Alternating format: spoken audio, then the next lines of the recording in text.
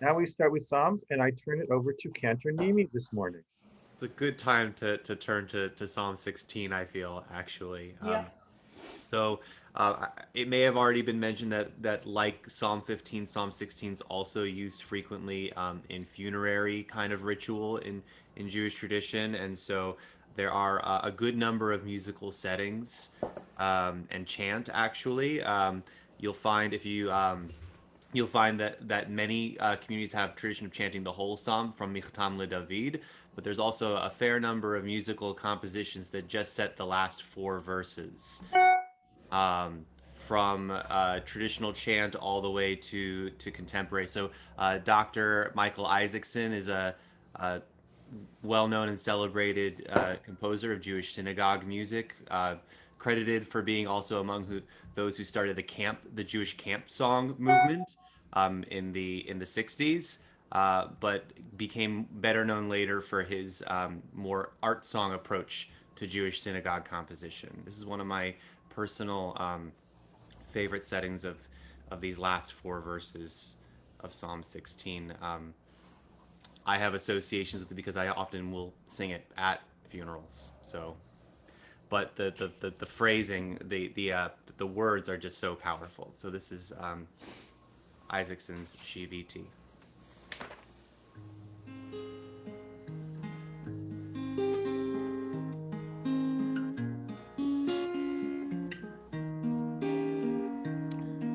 Shiviti Adonai lenegdi tamid ki mimini ba emot lachen samach libi vayagel kevodi af besari shkol lavetach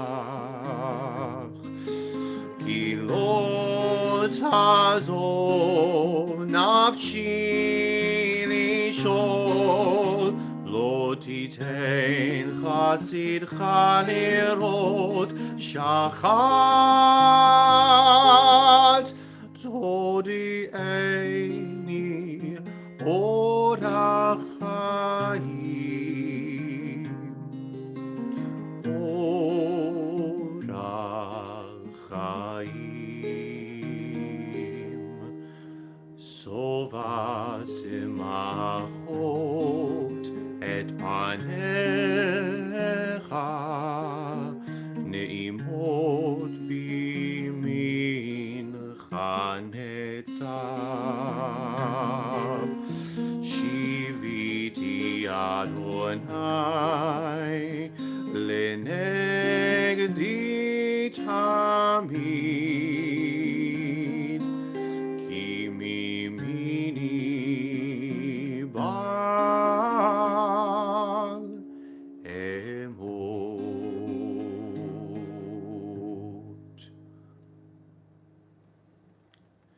Wow, beautiful. I actually am not familiar with that setting. It's really gorgeous. I know some other settings, and exactly as Canternimi said, this psalm is used in funerals. It's used yesterday. We mostly talked about. I gave some background about Bratslav because this is the first of the Tikkun HaKlali. I want to add a few things about Bratslav because I think if anybody pursues him, you'll hear some things that I want to put into some context.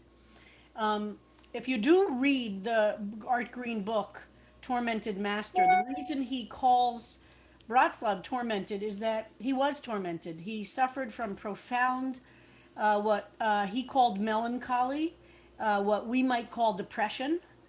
And in fact, his focus on joy was clearly some work he was doing internally, spiritually, to deal with a constitutional melancholy, he would call it. There are some who have discussed he has a specific focus on the body, and he in his writings, which I only did a 45-minute introduction to Bratslav. There is a lot, as you could see, to say, and I could teach, a year-long course and not get to the end, so to speak. There are some who have argued very quietly, obviously, but not within the Bratslav community. There is no concept of this within Bratslav, and they would completely reject this. That both his obsession with the body and his melancholy might have to do with the fact that maybe he was gay. There is no evidence of that. There is no, it's not like he wrote about it directly, but he had he writes a lot about his body and kind of being an anti-body in a certain way, and anti-sex in a certain way, that some have said reflected his internal grappling himself. And most notably, he was obsessed in his writings with, as he called them, nocturnal emissions. And in fact, he would say that reciting the 10 Psalms of Tikkun HaKlali was first and foremost repentance for nocturnal emissions. So there are many who surmise from putting all those pieces together that he was in fact struggling with a gay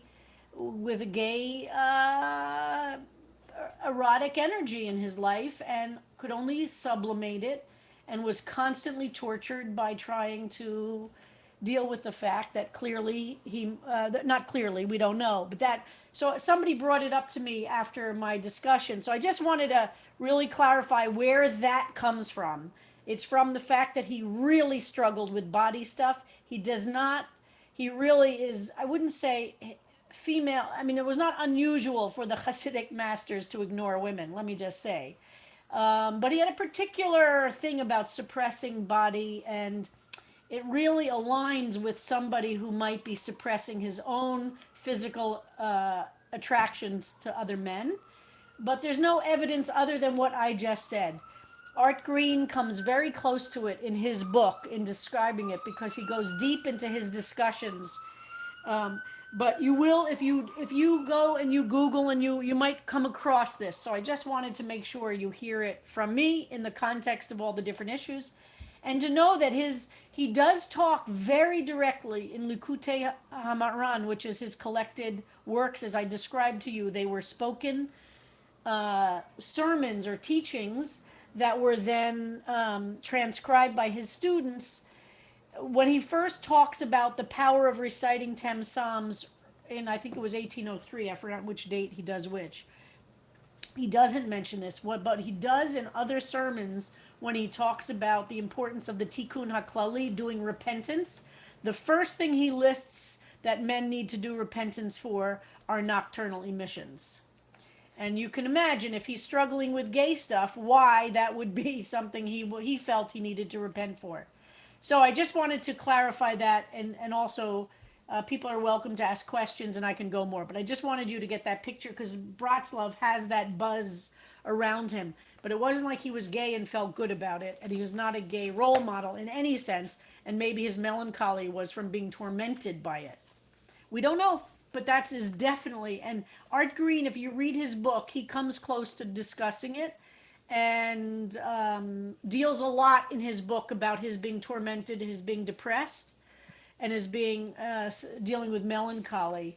But I do think it's very profound that one of the ways he deals with his melancholy is by insisting on finding ways to experience joy, which is very interesting. And okay, now to Psalm 16. All right. If I could just choose one thing before I forget to do it. Here is the best picture I was able to find of our ark that we use. Oh, but look at the guy in that picture. I know Not the to guy mention, and look woman. at look at those. So here we are. Ah, there it is. Yay, Harold. Those are the words Shviti Adonai. I set before me, Yud He Vav He, in front of me, or opposite me, in other words, in front of me, Tamid, always. That's from this psalm.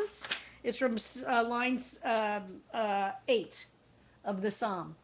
Thank you, Harold. That's beautiful. So now when we go back to be together and we see our high holiday ark, you will see. And I chose that for the ark because it is such an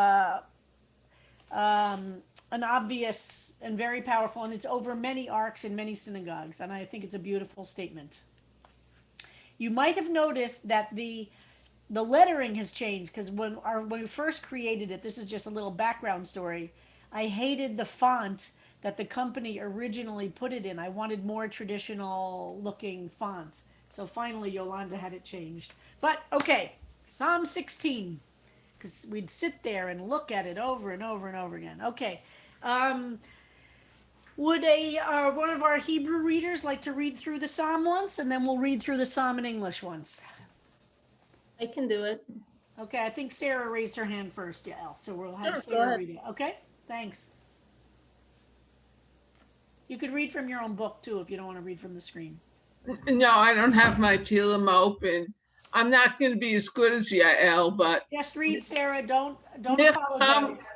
Michtam LeDavid, Shamarni El Ki Chasiti Bach, Amarta L'Adonai Elohim, Ata Tovati Bal Elech, L'Kdoshim Asher Ba'aretz Hema, Vadirei Kol Chafsei Bam. Yirbu atzuvatam achar, maharu bal asich niskehem midam, v'bal esh et shmotam al svatai. Adonai manat chelki v'kosi, ata tomich goroli. Chevlim naflu li benamim, af nachot safra elai. Evarechet Adonai asher yatzani, af leilot yisaruni kula yati. Shaviti Adonai l'negdi tamid, ki mimini balamot. Lachen samach libi vayagel kvodi, ach v'sari yishkan lavetach. Ki lo ta'azov nafshi lishol, lo titen chasidecha lirot shachat. Todienu era arecha hayim, shevashim simchat et panecha, nimot bimincha netz. Sarah, you read beautifully in Yeshivish Hebrew, which is as legitimate a Hebrew as Israeli Hebrew. So it's wonderful for people to hear what it sounds like if you're reading it in a yeshiva setting. So thank you, Sarah. Now, somebody to read it in English? You're welcome. Ora?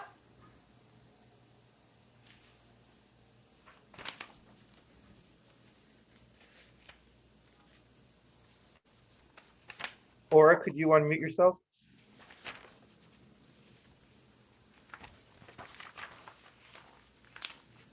Hello. Ora?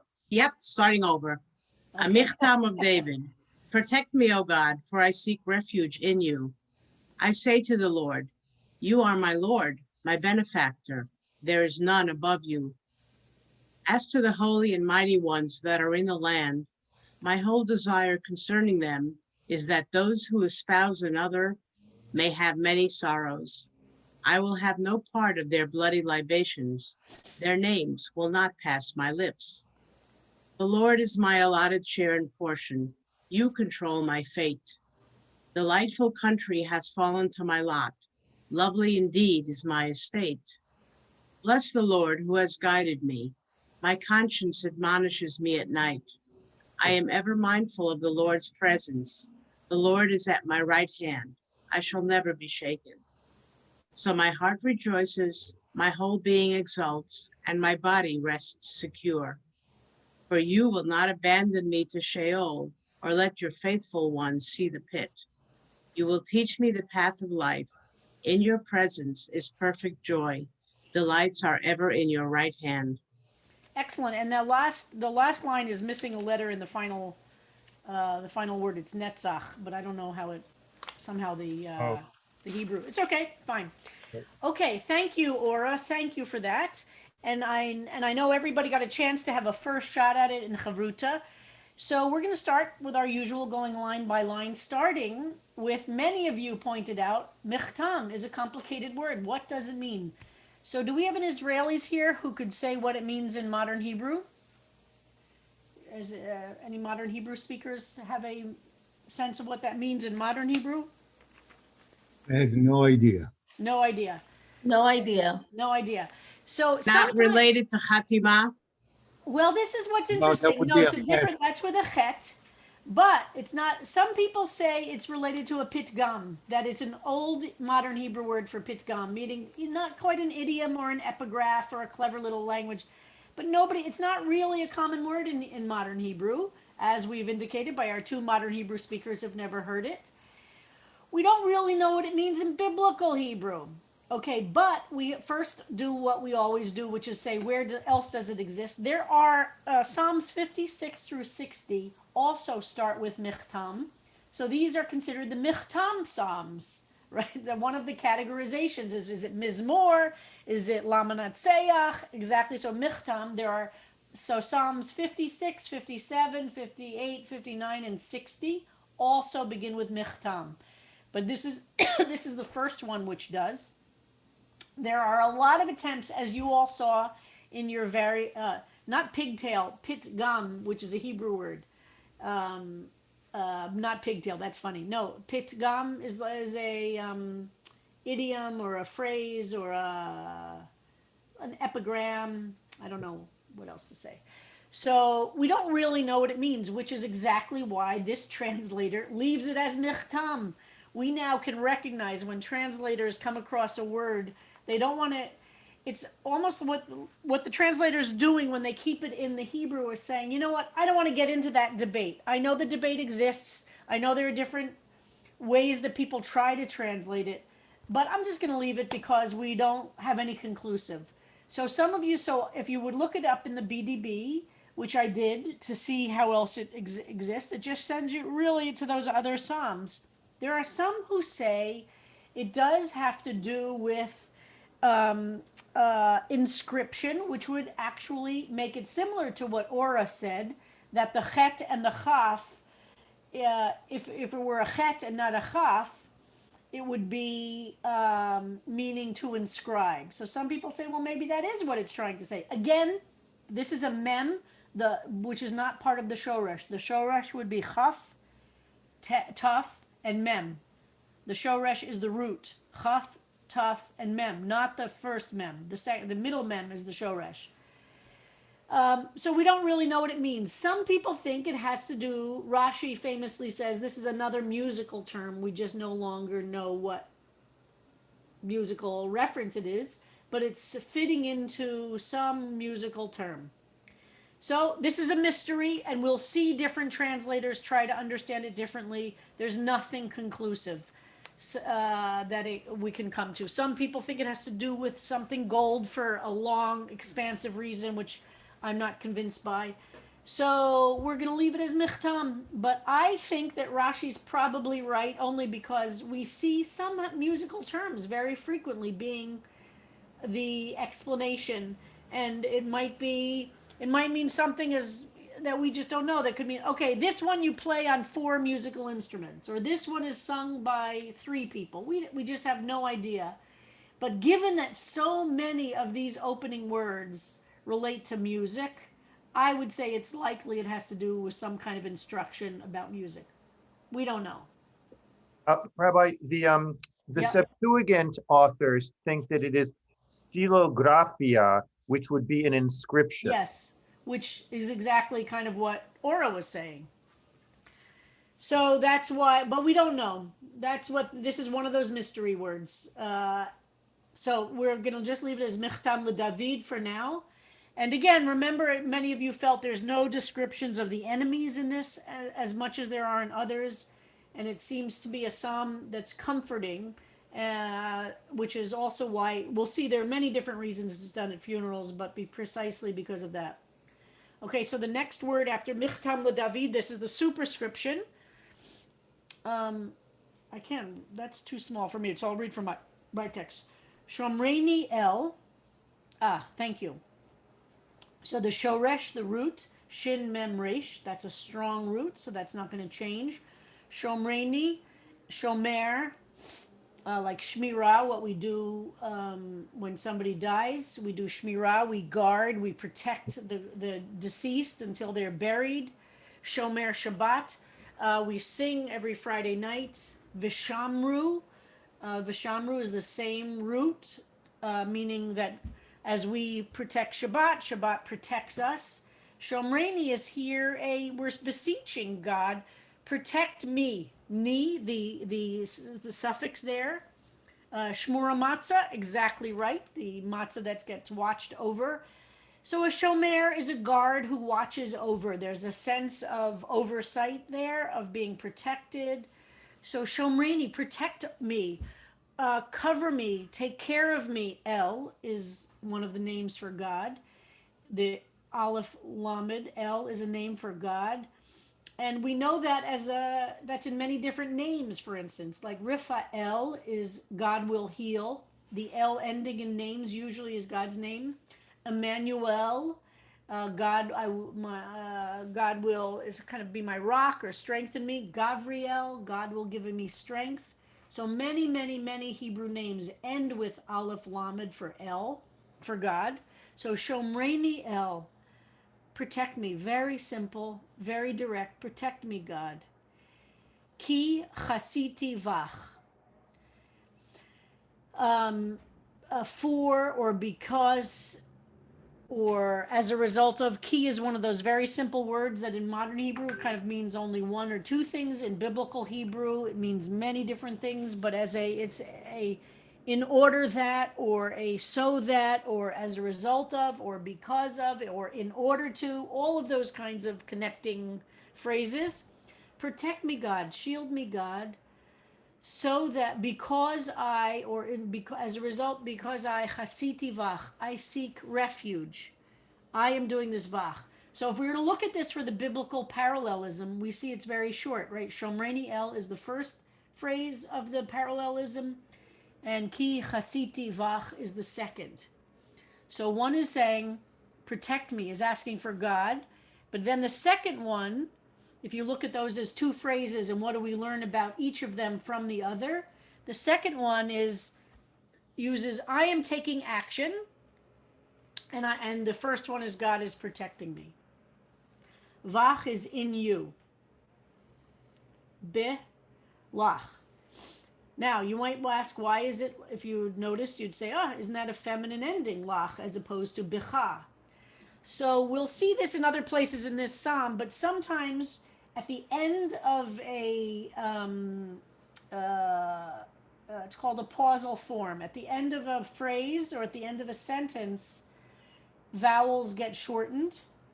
There are different examples of that, and vowels sometimes just get changed totally, like geffen, which means grapes or a vine, or when we say borei pri hagafen, we don't say borei pri hagefen, we say borei pri hagafen, because gafen is at the end of a word and it's getting a pausal form for that vowel.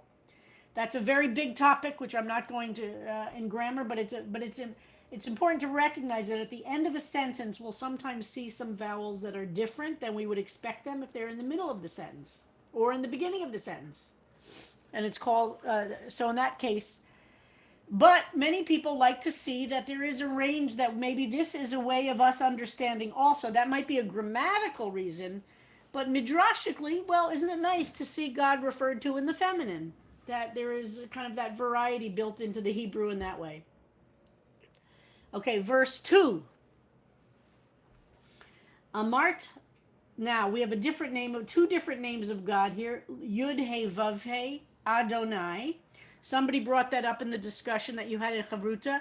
It's actually not that uncommon to see this, to have Yud He Vav He, the four-letter big name, Yud He Vav He, tetragrammaton, Shem HaMeforash, the name of God, Adonai. So literally, Adon means master, benefactor. Here they're trying to use a word like benefactor to describe the relationship. Now the question is, Amart, likewise, now this is not a pausal form because it's not in the end of a sentence, but it has the suffix, the vowel indicates speaking to something or someone that's female or of female gender, that form. So why is that? Well, we're going to hold that till we look at some of the other translations, but that we would identify as interesting, it would pop out at us. And Sarah Sloan is such a good yeshivish Hebrew reader. She corrected it to a Marta because in her yeshivish background, it didn't make sense, a Mart. That's how good Sarah is. And then it goes to the masculine ata, you, tovati bal alecha. And I'm not gonna, there are some of the translations which do really interesting stuff here, but you, tovati, you, my benefactor, Adonai, ata tovati bal alecha. None like you, none above you. Alecha is al, above, cha. Now we have here, without that form of ach, that goes to bal alecha. So we could look at it as playing with the gender here, but you'll see different people do different things with it, and some people say it's a scribal error. Okay, I'm going to stop there. See if I see there are a lot of comments, but I haven't been following them. So let's see if there are any questions. Well, I can imagine Michael Goldstein translating Tovati as my goodness, right? I like that. Okay. Let me see. There is no, there are a lot of any comments about chatting, but nothing really about the psalm, and I don't see any hands okay. up. Oh, here a couple of hands. All right, Lisa Brown just shot up her hand. Lisa. Oh, this is one of the things that always drives me a little bit crazy about translations, because it's, you know, it's so much more intimate. The first line, you know, where the English says, "I seek refuge in you," and the Hebrew is my goodness is in you, right? Or, you know, it's not. So I'm not looking at the whole thing, but it's so much more intimate than seeking. The word seeking is not in there. I mean, it's not a stretch to think it that way, but it's just not in there. Well, you don't say in Hebrew, in English, "I refuge in you," but we're going to see translators play with that. We're going to see some interesting things. There's a question from Lori Spear. Is this Baal the same as Baal Shem Tov or No. Baal Tefila? No, that Baal has another vowel, another letter between the bet and the lamed. Good question, though. Okay. That has an ayin between the bet and the lamed, pronounced. So that would be Baal in some ways, but it has an ayin between the bet and the lamed. Ben Shafran. Which doesn't mean it's not a homonym, and you could play with it. Language plays with homonyms all the time, right? So don't, if you want to be poetic about it, go ahead. But I'm just, in terms of the actual word, it's a different root. This is from the same root that we also say bli, without. So it's a negative. So we would say in Hebrew bli neder, for instance. I'm not making a vow. So it's from that same root, not from Baal, as in Baal Koreh or Baal Tefila or Baal Shem Tov. Different Baal. Karen Kropp. Yeah. Can you go back to a mart for a moment? Mm-hmm. How is that I It's say? very confusing. What? Right. How is that I say to the Lord? Yeah. And where, like in the translation here, there's sort of three names. You know, there's the Lord, you are my Lord, my benefactor, and I only see two. Yeah. In the Hebrew. So I missed. Just confusing. Yeah. It is a very messy Hebrew sentence. It is not as simple. It is very messy, and we're going to see the different translators struggling with trying to come out with it. So, well, how would you say I will say? That's what they're trying to say. Mm-hmm. I will say. So that's what they're trying. That's what they imagine this is, but with the I will say to you. It's an awkward grammatical sentence. There's no question about it. And so I put that like in a big yellow sign. So we're going to follow it through the different translators and player and a midrashic relationship to it. Hold on a second. Can you see this or no? Yes, we can see it. Okay, good. Thank you, Harold.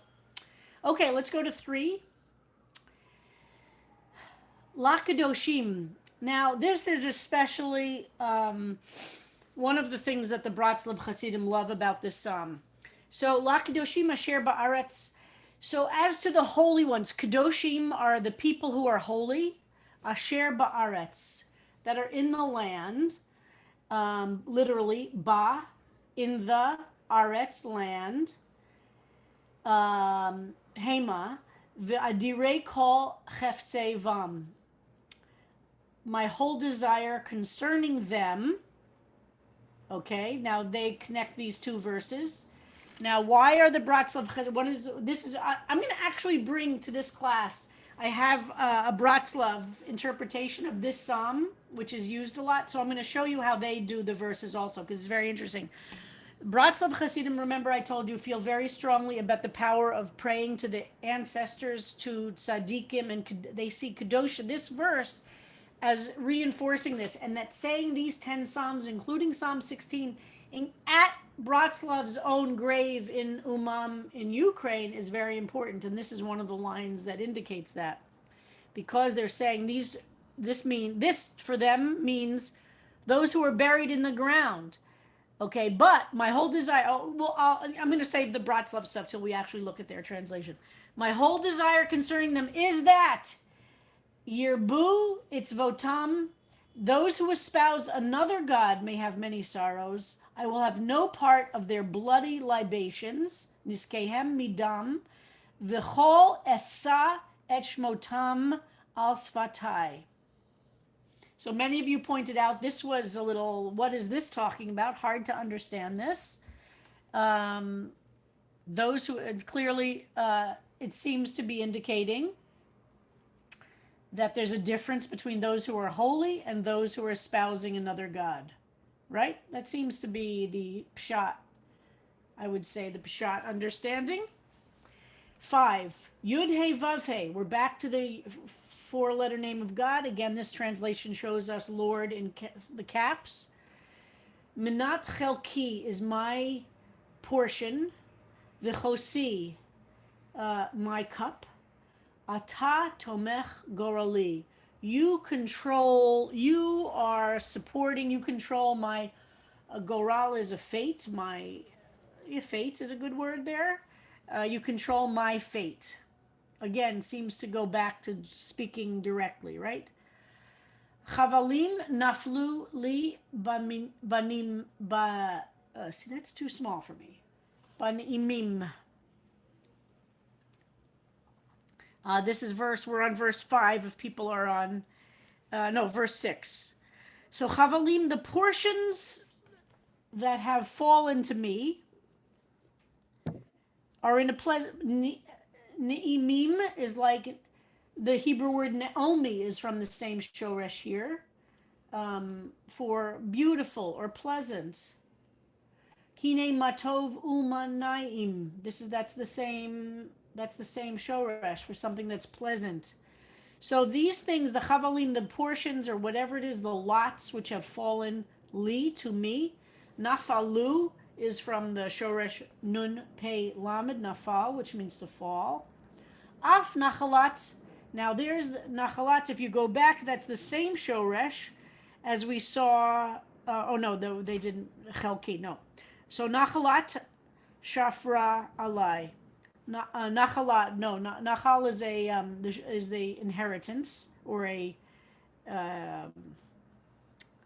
What was the Tel Aviv?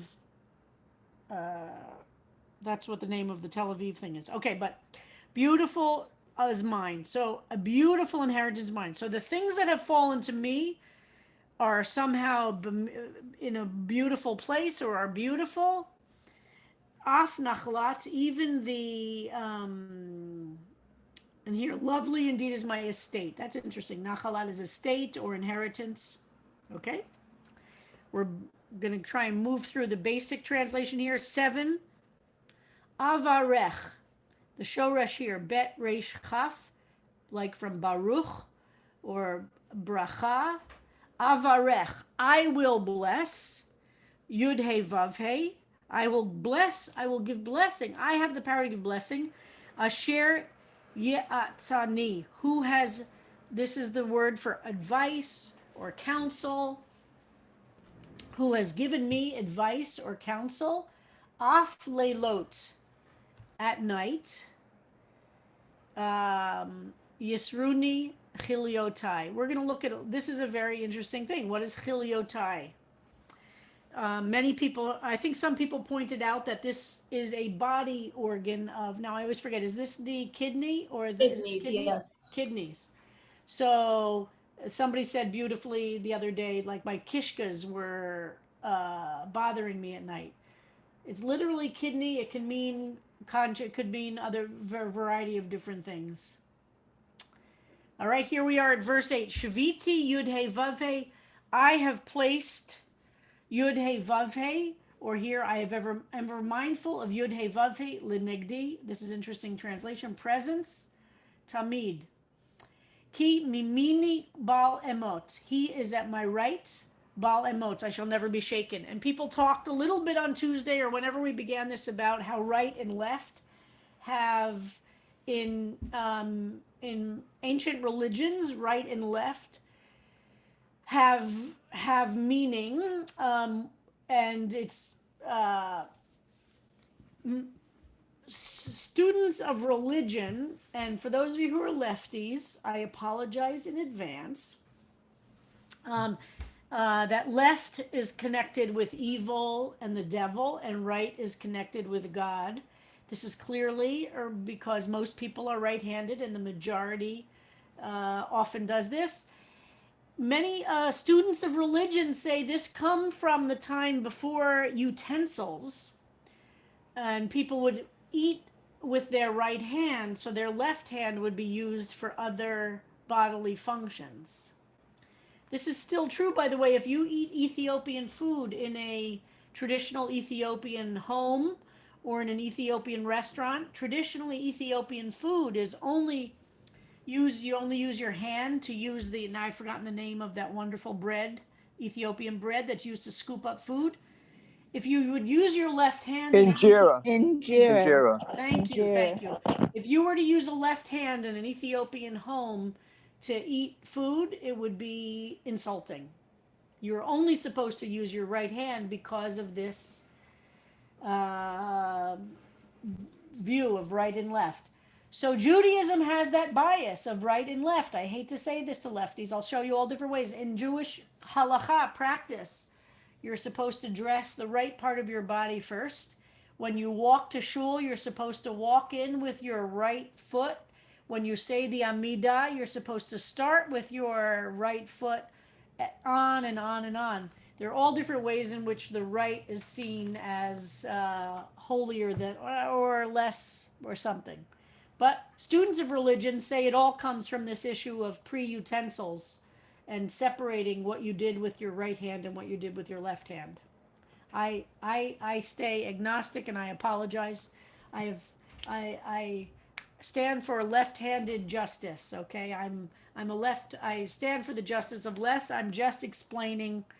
So, and the name Binyamin, it means has the right in the name as well.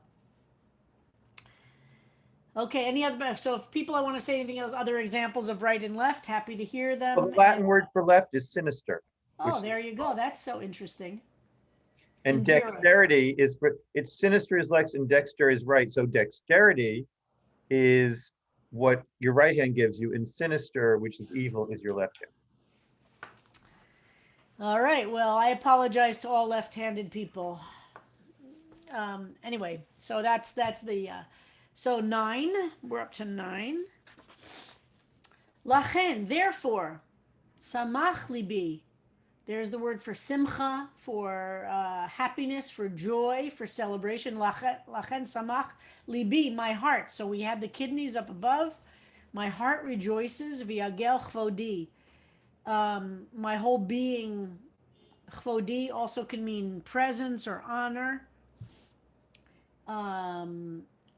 Yishkon leveta. Af bisari, there's a lot of body stuff in this one. Af bisari. Basar means flesh itself, my body. Yishkon lavetach. Yishkon is,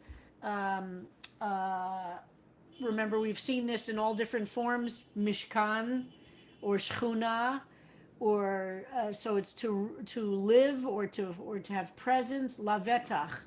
Vetach is the same word as bitachon, for security or safety or a sense of. In Hebrew, you could say betach, which means definitely, like it's for sure, surely. Okay, so let's go to 10. So we'll go down to 11 and then we'll stop and we'll get through this for the first round we'll get through today. Ki, for you, lo ta'azov nafshi. So we had Bisari, are my flesh, and here we have Nafshi. But remember, Nafshi in biblical Hebrew, which means soul when we use it in a contemporary way, does not mean we don't have a separation of body and soul, but Nafshi l'sha'ol, you will not, ta'azov means to abandon, you will not, lo ta'azov nafshi, you will not abandon my soul to Sheol, which is some concept of post-life, some version of a hell, which Sheol is a whole topic, but something like that. And you see here, they don't even translate it because they don't want to use the word hell. And they want to say it's a different thing, but we don't know exactly what it is. Lo titen chastecha lirot shachat.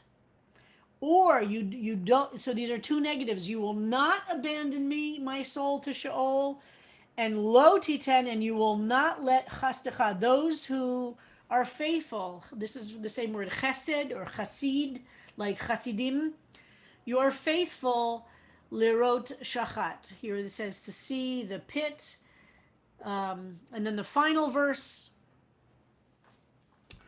todi'eni, you have taught me, like the word, this is the shoresh, this is yud, daled, ayin, or maybe vav, dayan, alid. It's a weak first letter of the shoresh, like yodea, knowledge. You will, or to know something, you will teach me. Orach chaim, the way of life, the path of life. Svas machot, your et panecha, in your presence, et panecha is face, but so in your presence will be this abundance, fullness of joy. Ni'imot, again from the same word as Naomi or Hine matovu manaim, pleasantness, many delights, pleasantness will be at your right hand. So again, we have another right hand. Rabbi, I'm looking at the time. Yeah, so and that we wanted to move on to our other Yes. discussion. So I think that's good for, I think we're gonna hold off questions right now and comments. Let's hold them. We've now done a first run through of the overall psalm, and today is Thursday, right? Yes, it is. So on Monday, we're gonna try and look at Alter and one other translation. So you could, if you'd like to study the psalm over the weekend, please do, and we're going to dive in now that we've done a first overview. But we wanted to take a few minutes now and then take some time. I can stay till 11 to talk about our new project of a siyum, of a conclusion of our first year, to celebrate 1 year of studying together, and also really to observe the 1 year of COVID shutting down Cbst. So I'm going to turn this over. We have a great team. Cantor, Rabbi, should we have Cantor Nimi sing us out first? Okay, good idea. Why don't And we then do- we'll do our Then- team of Annika, Sherry, and Harold will talk to us about the project. Okay, Cantor Nimi. And I'll just say very briefly that while there are not as many, there are a number of settings of Psalm 16, not quite as many as Psalm 23 or Right. Psalm 150 or even the Psalms of Kabbalat, Shabbat, and Hallel, but it's in the top tier, so to speak. So this is again Isaacson's setting of these last 4 verses that we just read. Shiviti Adonai lenegdi tamid ki mimini ba emot lachein samach libi vayagel kevodi af besari shkon Laveta ki lo ta'azov nafshi lishol lo titein chasidcha lirot shachat todi'eni orach chaim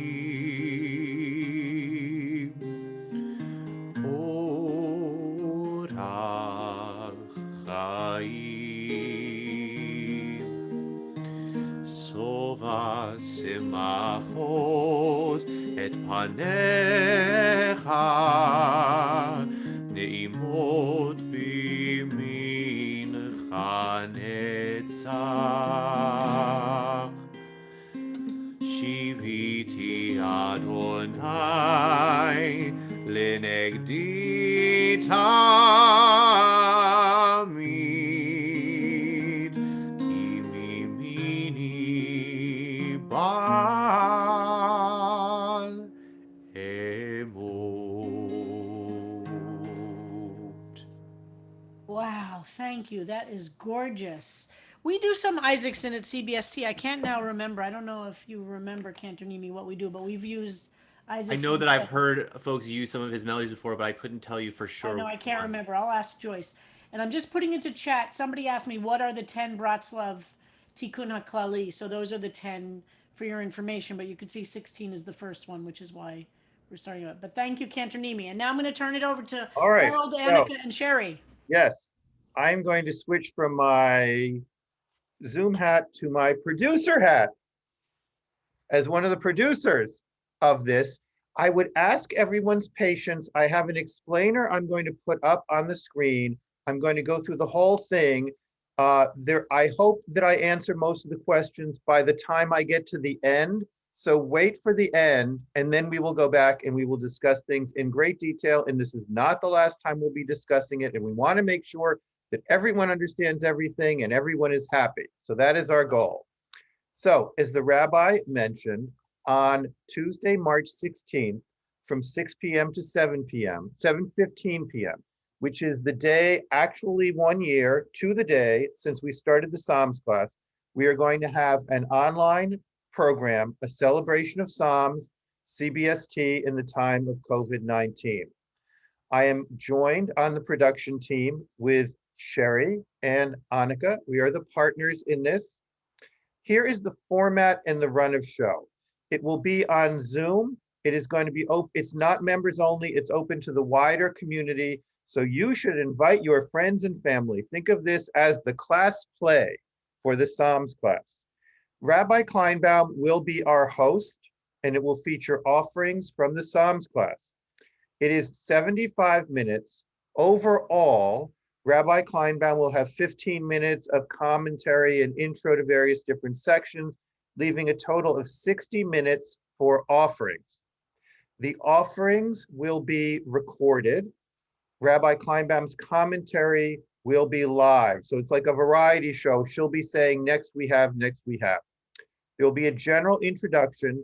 Then the way we're envisioning this is themed groupings where the rabbi will say something like, some of our authors started out by reinterpreting the Psalms. Here we have X, Y, and Z. Then some of our authors argue with the psalmist, A, B, C. Some take an inspiration from a line or word. Some share recollections and responses. We will be doing this based on what we get to put together a varied and compelling program. There will be a PDF program distributed beforehand to everybody who is registered, which will have an introduction, which will have the text and graphics we will be sharing as you would get for a song recital, and we will have resources for reading and studying Psalms. We want to showcase the wide range of offerings we've received in this class. We will have songs and music, Cantor Nimi, Kristen and Julia, Adria, graphic arts, Cindy, Kenneth, Marcia, and others, multimedia, such as the video with Simon and Randy and the one I made with Dean, audience participation. If you recall, Sasha Soref led us through the dancing of a psalm, and we hope to be able to do that. We have made space for 1 or 2 psalms to be read by the Aleph class in a big read fashion, which Donna Gray has very graciously offered to coordinate. And then we will have space for those 10 to 20-second shout outs where you record a message like we did on High Holidays and Edith's birthday. Now we get to the heart of the matter, submission and curation. Authors of offerings based on Psalms 1 through 15, and 27, written offerings may submit 2 pieces for consideration, and we will choose one. I know some of you wrote only one, some wrote two, some have submitted to everything. We would ask you to go carefully through your writings, choose the two which you would like us to consider for presentation. The three of us and the rabbi will sit down based on what we've received and how to make a varied program and get back to you with the one of the two that we have chosen. Each piece needs to be no longer than 2 minutes. Sherry and I sat down and literally read through the Psalm 15 offerings with a stopwatch in hand. The majority of the offerings that we are getting are between 1 minute and 1.5 minutes. So the majority of your offerings fit neatly into this 2-minute time. Some of the offerings are longer. What we suggest you do is once you've chosen your pieces, read them to yourself at a deliberate pace and note the time. If your offering is more than 2 minutes long, you can either edit it down or indicate the portion of the larger offering you'd want to read out loud. If you have a larger offering and you're only going to be reading part of it, we can include the entire offering in the PDF program.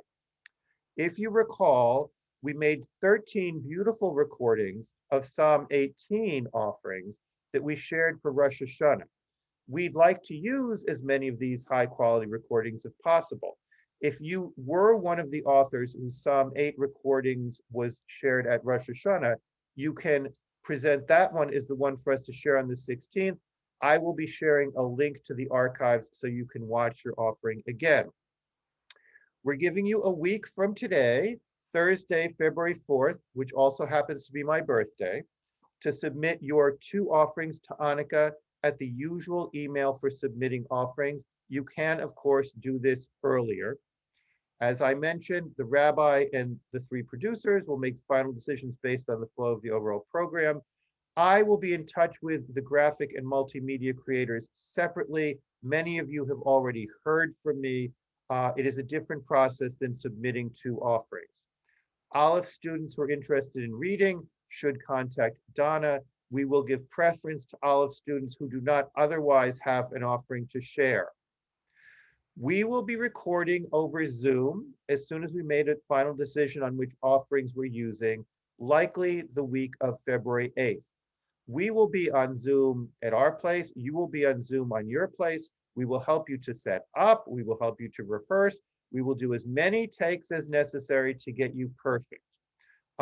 If you do recordings on your own and rather make and submit your own recording rather than doing with us on Zoom, let us know. Finally, this is a fundraiser for CBST. We are looking for sponsors for the program at $180 each from among Psalms class participants first. It will be a tribute to the Psalms class and Rabbi Kleinbaum's leadership. Sponsors will be credited in the written program and on screen during the Zoom. There are also opportunities at higher and lower levels, and we will be encouraging individual donations during the program, as we did for Seth Rudetsky.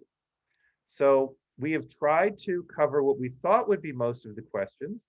I will now go to, let's see, I will now answer questions. If people would like to, let me stop the screen share.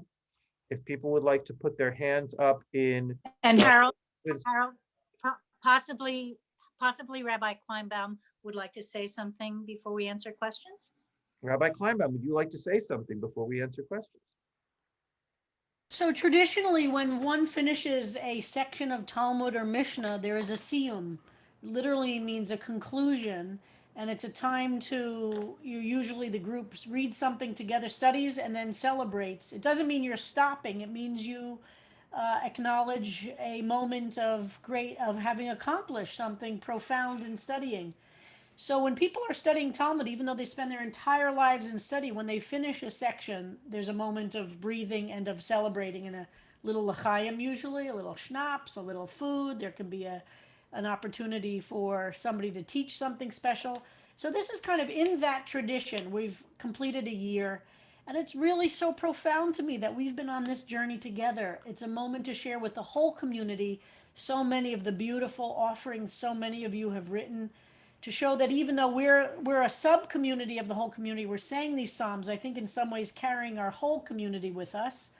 And that's why we want to really show the breadth of what we've accomplished, as a chance to look back, a chance to share to people who aren't part of the class, and also to acknowledge CBST and COVID, we have not just been victims. We've created great holiness and done great learning, and despite emotional and spiritual ups and downs, have continued to increase the light in the world with the work that we've been doing together. And then the next day, March 17th, we go back to studying and keep moving on. So it's very, very meaningful to me, and I really love this idea very, very much. And we think we can come up with a spectacular program. The offerings have been so amazing. It's an embarrassment of riches. So if you have, now this is not the only time we'll be explaining it. We will answer everybody's questions, but if you have questions right now, raise your hand and I will do what I can. Shep, I see your hand up. That had to do with the psalm, not for this. Okay. Lisa, I saw your question in chat and I will discuss that with you individually. Okay, I get it. Does anyone else have a question that I can answer right now? Or is it possible that this actually seems clear to everybody? Really? And we All really right. want as many people to participate. Well, in one different thing ways I'd as just like possible. to add, Yes, Sherry. one thing I first of all, thank you, Harold. I think you've laid this out really obviously, explicitly, and well. There are people in the class who have not made offering submissions. And when Harold mentioned that we might have 10 to 20-second shout outs, think of that if you're one of our participants who hasn't had an offering, perhaps even to say why the class is so important to you. Just give that some thought, and later on we'll be sending out information so you can get in touch with us and let us know, because we'd like to have as much participation as possible. Thank you. Annika has her hand up. Hi, thank you for calling on me, and thank you, everyone. This is very exciting and wonderful. Just a note in terms of submitting offerings to me, please, in the subject line, if you could put, if it's an offering for this project or an offering for the current psalm we're working on, I'd appreciate it. Thanks very much. And we will get back to you separately with a deadline on Psalm 16 offerings, right? But say that this is my psalm, whatever it is, and the time. Peter Klein. A couple of my offerings are really long. If I could get some help editing them, I would be very appreciative. We will be happy to help you, Peter. Thank you for being I can help you. cooperative. Thank you. Sarah Siegel. Yes, hi. What a fabulous idea. Listening to Sherry just now, I wondered if people who hadn't written psalms up until this point, psalm offerings, could go ahead and submit something, or because maybe they haven't been inspired until now. You know, Sarah, let's do this. Let's see what we get and how much time we have before we open it. What we figured was it was from the 1 to 15 and 27 offers. So, okay, thanks. I like the idea of think of this as our class play, or it's a recital of all of us I've never got to be in a recital, before. Sue Rosansky. Yes, so the Aleph readers what would that be? Like each Aleph reader would be recorded reading, say, one line in advance? Yes. Okay, thank you. We would do Hebrew and English, and then we'd edit it down, and we'd do a nice presentation, possibly for Psalm 1. So it would be the very first thing we do, and then for Psalm 15 or 27 to end the program. But we have enough time to get this all out. Yeah. Okay, thank you. Yeah. Also, since there are people who haven't done submissions, if you'd like to read in English one of the verses of the psalm that are being read by the Aleph group, that's also an opportunity. Right. So we are hoping that everyone who's a regular at the class has a role here. Scott Soloway, I may have missed this.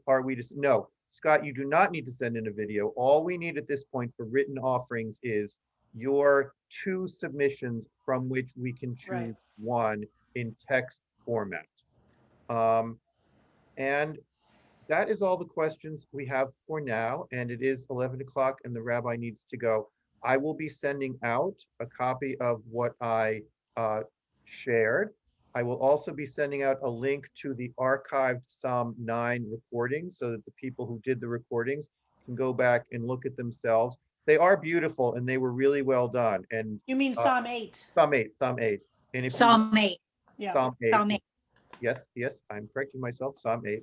Rosh Hashanah Psalm. The Rosh Hashanah Psalm. So thank you all for your patience with this. I think this is going to be terrific. I think this is going to be an amazing evening. Don't make plans to go out that night. Do not make plans. Make sure you're home and make sure that you send a save the date to everybody who loves you. And I'm just going to ask one personal favor right now that as I posted in chat, poor Niccolo Seligman, that wonderful young musician who came to us several months, is now suffering from COVID. Oh, And no. I told him that we would be praying for him. So if you could all, I'm going to do a screenshot in a second. If all of you could just close your eyes and take if I could take a picture of all of you praying for Niccolo Seligman's health, I will send it to him, and I'm sure that it will be very meaningful to him.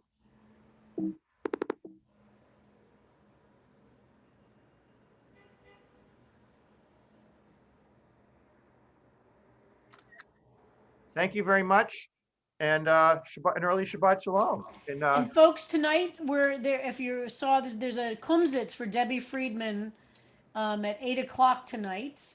This is her 10th Yortzeit. And tomorrow night at CBST's service, we're going to be doing lots of Debbie Friedman music to honor her memory. And I'm putting up at 6 o'clock tonight, Randy is interviewing Tony Fauci. So that's going to be on the AFT's Facebook page. So if folks want to watch that as well. So we got a great evening tonight, huh? Tony Fauci with Randy, and then Debbie Friedman music. Wow. And various CBST folks are connected to the Debbie Friedman Kumsitz concert. How do we get to the Is Debbie? there a link to that? I put it up on my Facebook. You have to register. 7,000 people have registered for it so far, Joyce just told me. Wow. All-star. An all-star, all the great. We could put it up it's on my Facebook page. I'll put it on. And we put it on the CBST. We're putting it out on the CBST Facebook page. So we'll put it on the Psalms. You do have to register in advance to get the link for the Debbie Friedman. It's 8 o'clock tonight, Eastern Standard Time. All right. And then tomorrow night, lots of Debbie Friedman music at CBST. All right. Thank you so much, Rabbi, and thank you, everybody. All this. Thank you, everybody. Shortly.